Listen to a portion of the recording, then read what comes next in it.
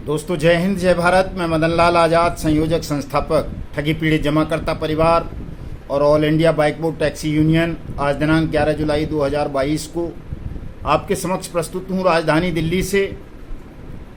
आप सबको एक बड़ी खुशखबरी सुनाने के लिए। दोस्तों पूरा वीडियो सुनेंगे, ज़्यादा बड़ा वीडियो नहीं है, आज बहुत जल्दी मैं अपनी बात ख़त्म करने वाला हूँ। लेकिन आप सबसे अनुरोध करूंगा कि यदि आप ये चाहते हो कि आपकी ये लड़ाई जल्दी से जल्दी मुकाम तक पहुंचे, आपका पैसा आपको जल्दी से जल्दी वापस मिले, तो आप सबको हमारे साथ मिलकर ठगों से और बेईमान सिस्टम से, मूर्खों से और ठगों के दलालों से लड़ना होगा। दोस्तों लड़ने का मतलब ये नहीं है कि कोई आपको लाठी डंडे गोली बंदूक चलानी है, लेकिन हमारी आवाज़ में आवाज़ मिलानी है। 31 जुलाई 2022 को सुबह 11 बजे संसद सत्याग्रह में जंतर मंतर नई दिल्ली पर आना है और सरकार को विवश कर देना है अनियमित जमा योजनाएं पाबंदी कानून 2019 के क्रियान्वयन के लिए। बट्स एक्ट 2019 के तहत देश के प्रत्येक ठगी पीड़ित जमाकर्ता परिवार का भुगतान 180 कार्य दिवस में करने के लिए। दोस्तों हम थोड़े से लोग इस कानून के क्रियान्वयन के लिए लड़े, इस कानून को बनवाने के लिए लड़े, इस कानून को लागू करवाने के लिए लड़े, तो बहुत लंबा समय नहीं गुजरा है, थोड़े से समय में ही हम देश में एक उत्तम कानून बनवाने में सफल हुए, उस कानून को कहीं कहीं लागू करवाने में भी सफल हुए। आपको बता दूं कि राजधानी दिल्ली में और झारखंड में और राजस्थान में बट्स एक्ट के तहत भुगतान के दावे स्वीकार होने आरंभ हो गए हैं।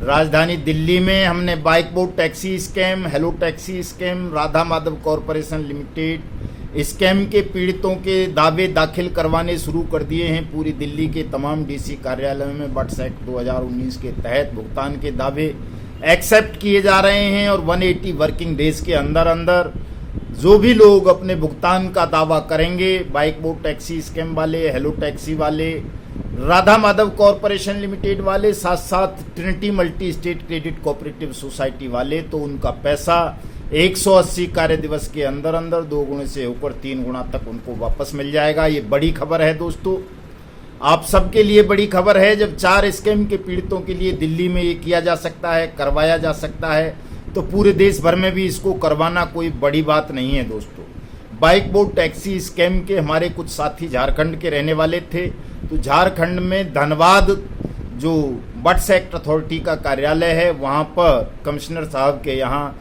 दावे एक्सेप्ट हुए हैं, 2 दावे। इसका मतलब है झारखंड में भी अब बट्स एक्ट के तहत भुगतान होना आरंभ हो जाएगा। छत्तीसगढ़ और राजस्थान में पहले से ही हैं, तो 4 राज्य हो गए लगभग ये दोस्तों।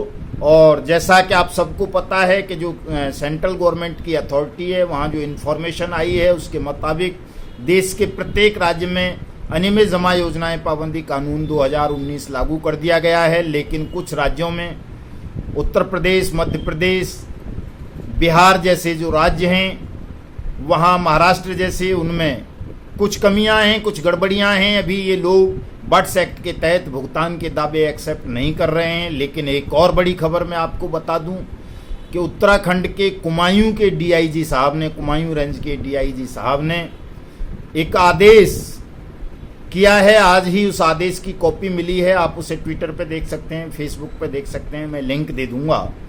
एक पुराना मुकदमा दर्ज था, उस मुकदमे में अनियमित जमा योजनाएं पाबंदी कानून 2019 की धाराएं जोड़ने के आदेश कर दिए गए हैं पुराने मुकदमे में, और अब उस मुकदमे की विवेचना भी बट्स एक्ट के तहत होगी।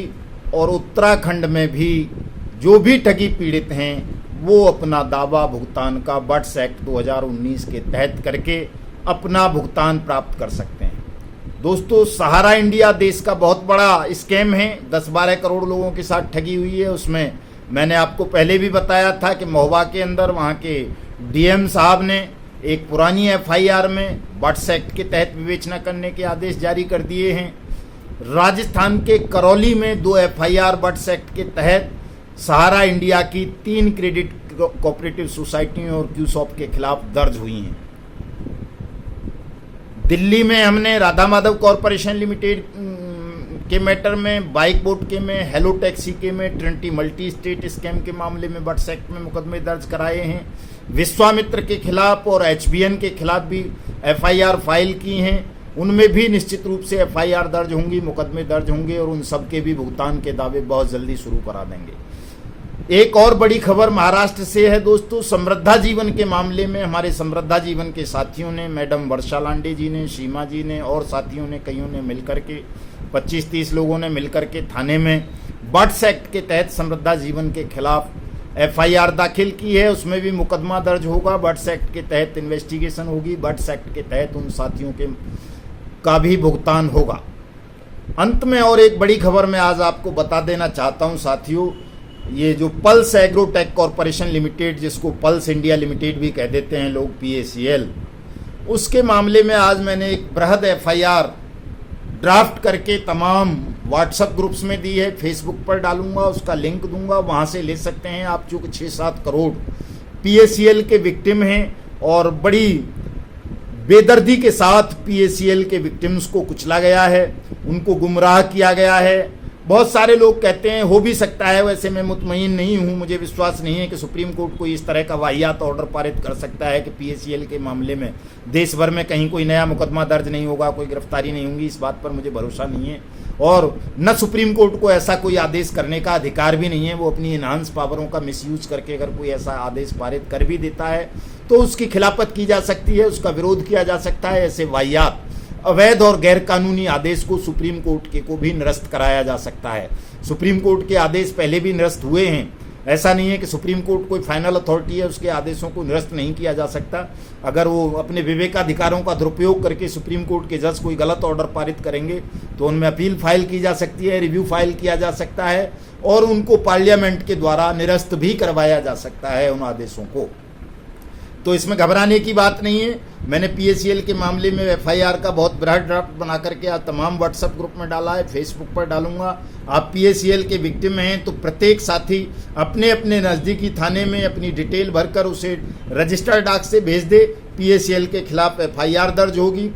आपका पैसा बट्स एक्ट के तहत ही आपको 180 कार्य दिवस में वापस मिलेगा दोस्तों। चाहे आप सहारा इंडिया वाले हों, विश्वामित्र वाले हों, समृद्धा जीवन वाले हों, लोकहित वाले हों, कल्पतरु वाले हों, कर्म भूमि वाले हों, समृद्धा जीवन वाले हों, राधा माधव वाले हों, बाइक बोट वाले हों, हेलो टैक्सी वाले हों, हमारा वाहन हमारी सवारी, ब्लू फॉक्स मोशन, विश्वामित्र या HBN या आपेश्वर या आदर्श या ट्रिनिटी या संजीवनी या हलधर या किसान एग्रो या आप जो भी हैं, जिस भी कंपनी ने या क्रेडिट कोऑपरेटिव सोसाइटी ने आपके साथ ठगी की है तो आप सबका पैसा बट्स एक्ट 2019 के तहत वापस करना अब केंद्र और राज्य सरकारों की ड्यूटी है। वो पैसा आपको वापस होगा बशर्ते आप सब बट्स एक्ट के तहत अपने आवेदन फाइल करें, अपने मुकदमे दर्ज कराएं। दोस्तों घबराने की जरूरत नहीं है। पुलिस राज्य और राष्ट्र की रक्षा के लिए बनाई गई एक इकाई है,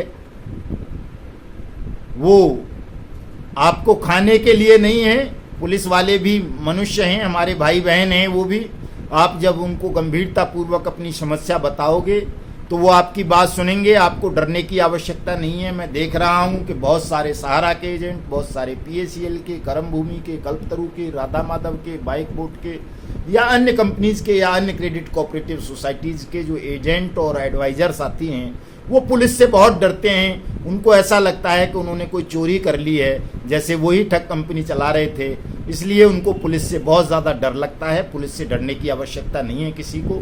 तमाम साथी अपने अपने दावे लेकर, अपनी अपनी शिकायत लेकर अपने अपने नज़दीकी थानों में जाएं और उन्हें बताएं कि ये जो भी कंपनी थी या सोसाइटी थी, इन सब का प्लान इनके कर्मचारियों ने, मैनेजर्स ने, प्रमोटर्स ने हमारे घरों पर आकर के हमें समझाया। हमने अपने घरों से इनको पैसे दिए, इसलिए हमारे लोकल थाने का ज्यूरिडिक्शन बनता है। हमारे लोकल थाने को इन कंपनीज के खिलाफ, इन सोसाइटीज़ के खिलाफ बट्स एक्ट में मुकदमा दर्ज करना चाहिए और उस मुकदमे की सूचना बट्स एक्ट अथॉरिटीज़ को भेजकर हमारा पैसा 180 कार्य दिवस में हमें वापस कराना चाहिए। ये छोटी सी बात है दोस्तों, इसको बताने में आपको भयभीत नहीं होना चाहिए। किसी को भी, सबको अपने अपने नज़दीकी पुलिस थानों में अपनी अपनी शिकायतें अवश्य दर्ज करानी चाहिए और उसके बाद सबको अपने अपने भुगतान के दावे बट्स एक्ट की अथॉरिटीज के समक्ष दाखिल करने चाहिए। अब आपकी पीड़ाओं का अंत होने वाला है, कोई समस्या नहीं है आपके भुगतान में। अब ज़्यादा बड़ी छोटी सी समस्या है, उसको 31 जुलाई को ख़त्म कर लेंगे।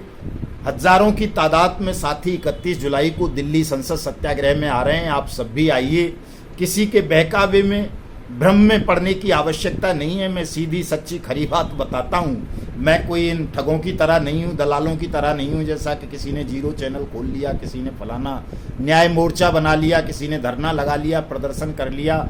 हम तो धरना भी देते हैं, प्रदर्शन भी करते हैं, लिखते भी हैं, वीडियो भी बनाते हैं, सुप्रीम कोर्ट में भी लड़ते हैं, हाई कोर्ट में भी लड़ते हैं, संसद में भी लड़ते हैं, राष्ट्रपति भवन में भी जाके घुस जाते हैं और प्रधानमंत्री हाउस में भी जा करके आपके हितों के लिए हम लड़ जाते हैं। हम कोई भयभीत डरपोक लोग नहीं हैं कि हम किसी कंपनी के दलाल रहे हों या एजेंट रहे हों या किसी ठग से पीछे से कोई दान या अनुदान या अनुग्रह या कृपा स्वीकार करते हों। हम तो परमपिता परमेश्वर की कृपा पर संघर्ष करने वाले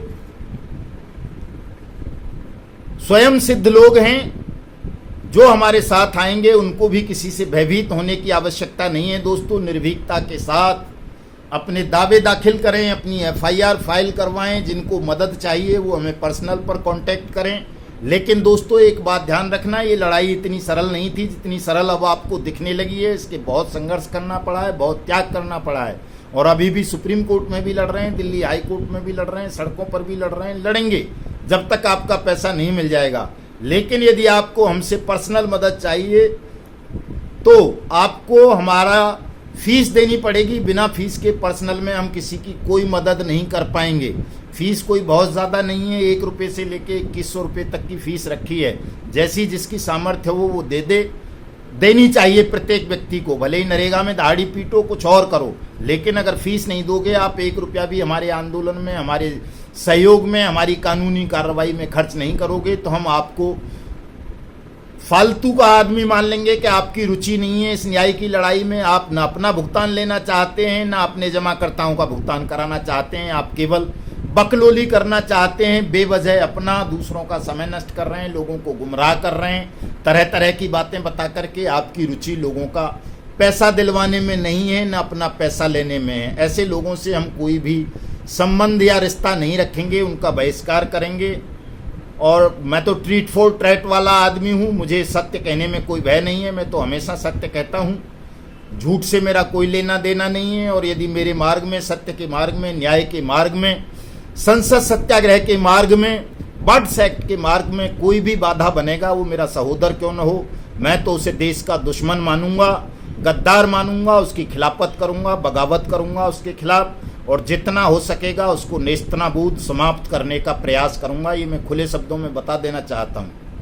जो भी लोग बट्स एक्ट का विरोध करते हैं, क्या नियमित जमा योजनाएं पाबंदी कानून देश में लागू नहीं होना चाहिए, जो लोग 31 जुलाई 2022 को जंतर मंतर पर होने वाले संसद सत्याग्रह का विरोध करते हैं, मैं उनको देशद्रोही मानता हूं, गद्दार कहता हूं और उन्हें ठग मानता हूं। और ये मानता हूं कि वो भले ही ठगी पीड़ित जमाकर्ताओं के लिए लड़ाई लड़ रहे हों, लेकिन वो कहीं ना कहीं ठगों से प्रभावित हैं। वो ठगों को फायदा पहुंचा रहे हैं, इसलिए वो बट्स एक्ट का विरोध करते हैं, इसलिए वो संसद सत्याग्रह का विरोध करते हैं।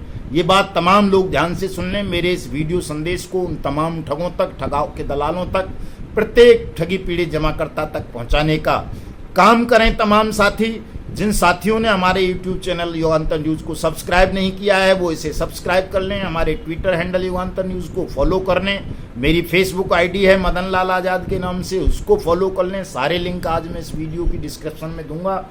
मेरा व्हाट्सअप नंबर नोट कर लें, 7827581213। इस नंबर पर आप अपनी डिटेल भेजकर, अपनी समस्या भेजकर हमसे सहयोग प्राप्त कर सकते हैं। हम आपकी प्रत्येक हर संभव मदद करेंगे, कानूनी सहायता उपलब्ध कराएंगे, आपका मुकदमा दर्ज करवाएंगे, आपके दावे दाखिल कराएंगे, आपका भुगतान आपको विधि सम्मत तरीकों से दिलाएंगे। दोस्तों, बाइक बोर्ड टैक्सी स्कैम में लगभग 1200-1300 करोड़ रुपए की प्रॉपर्टी ईडी ने, पुलिस ने, SIT ने जब्त कर ली हैं बाइक बोर्ड टैक्सी स्कैम के ठगों की। और बड़ी मुश्किल से 5-6 हज़ार दावेदार हैं उस स्कैम में। पूरे देश भर के 500 करोड़ के भी दावेदार अभी देश भर में हुए नहीं हैं। और 1300-1400 करोड़ रुपए की संपत्ति जांच एजेंसी जब्त कर चुकी हैं।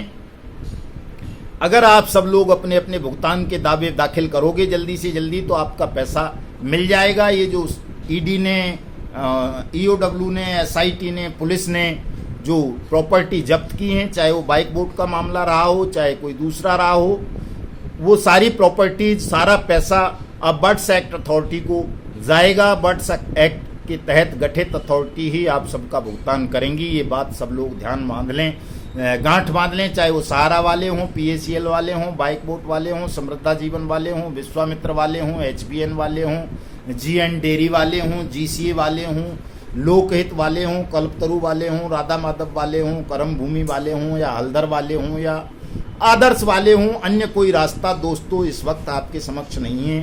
पहले तो था ही नहीं, अब बर्ड्स एक्ट एक रास्ता है आपके धन की आसानी से वापसी का। इसलिए सरल मार्ग का सब लोग अनुसरण करो और अपनी मेहनत की डूबी हुई कमाई को वापस प्राप्त करो। दर दर भटकने से, लोगों के बहकावे में आने से आपको शांति नहीं मिलेगी, आपका पैसा नहीं मिलेगा। आप व्यर्थ ही अपनी ऊर्जा नष्ट करेंगे, अपना धन नष्ट करेंगे, अपना समय नष्ट करेंगे, अपने स्वास्थ्य को खराब करेंगे। ये जो आपका मानसिक दिवालियापन सा जो हो गया है, इससे बाहर आ जाओ।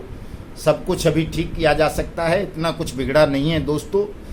और मैं कल फेसबुक पर लाइव रहूँगा, विस्तार से तमाम लोगों के जवाब दूंगा, और ख़ास तौर से कुछ दुष्टात्माओं के जवाब देने हैं। उनको लगता है कि जब लाइव होंगे तो हम आएंगे, गाली गलौज करेंगे या उल जलूल सवाल करेंगे, तो मदन लाल आज़ाद हमारे सवालों का जवाब नहीं दे पाएंगे। मैं उन्हें चुनौती देता हूँ, चाहे वो ये पीएसीएल वाले ठग भंगू के चेले चपाटे, ये छुपे हुए जो उसके जासूस हैं, जीरो चैनल वाले हों, या कोई दूसरे और लोग हों, सबको मेरा खुला चैलेंज है। कल शाम 8 बजे से रात्रि 10 बजे तक मैं 2 घंटे फेसबुक पर लाइव रहूँगा, और जिसके मन में जो सवाल आए वो सवाल कर सकता है। प्रत्येक सवाल का जवाब दूंगा मैं दोस्तों।